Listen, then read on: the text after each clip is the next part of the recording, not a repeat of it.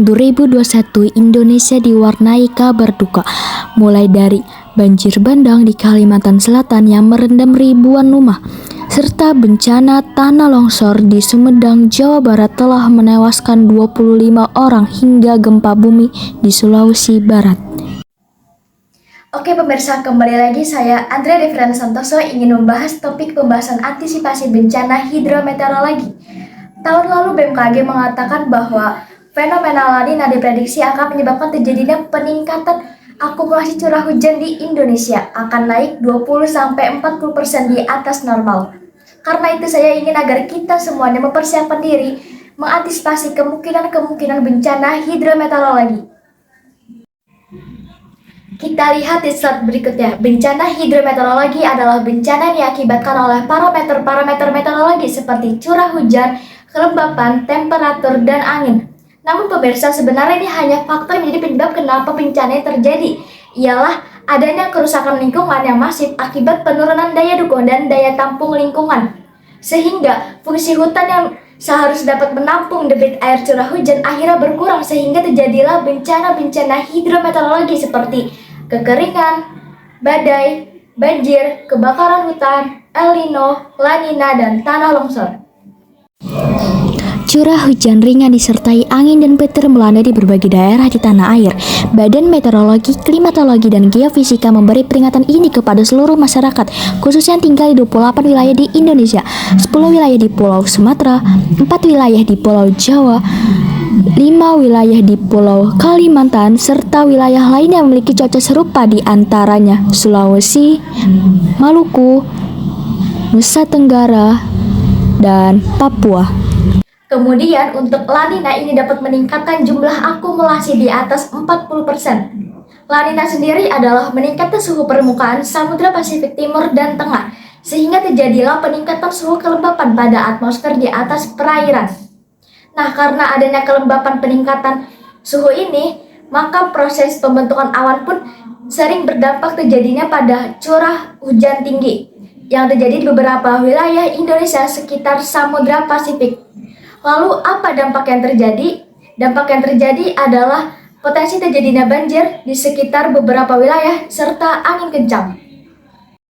BMKG menetapkan status siaga pada 6 wilayah yang berpotensi tinggi bencana hidrometeorologi seperti banjir bandang dan tanah longsor, yakni Sumatera Barat, Sumatera Selatan, DKI Jakarta, Jawa Barat, Jawa Tengah, Kalimantan Tengah, dan Kalimantan Selatan.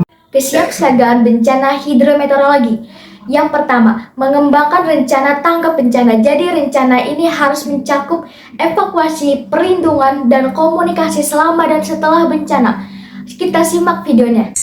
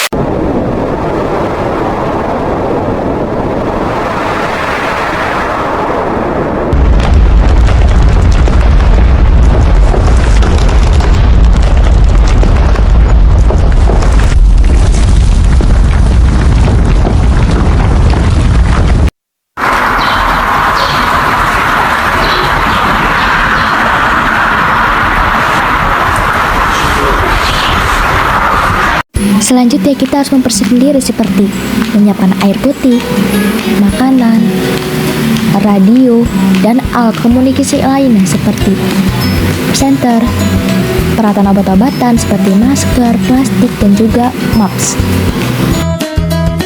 Dan kita juga perlu komunikasi ke keluarga, tetangga terdekat, pemadam kebakaran, polisi, rumah sakit, dan juga ke nomor telepon 911. Inilah hal-hal yang harus kita siapkan saat terjadi bencana maupun sebelum bencana.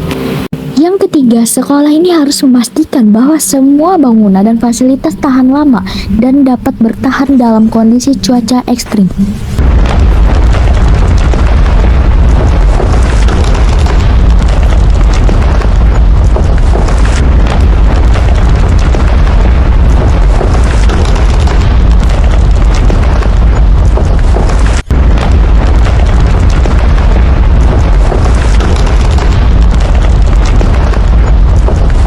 Lalu yang terakhir, membuat rencana pemulihan. Jadi sekolah ini harus mempersiapkan diri untuk melindungi siswanya, stafnya, fasilitasnya, dan potensi bahayanya. Baik pemirsa, selesai sudah cek fakta pada hari ini. Oleh karena itu, kita semua harus mempersiapkan diri kemungkinan segalanya untuk menghadapi ancaman bencana ganda yang ada di depan mata. Seperti kata pepatah, sedia payung sebelum hujan. Terima kasih.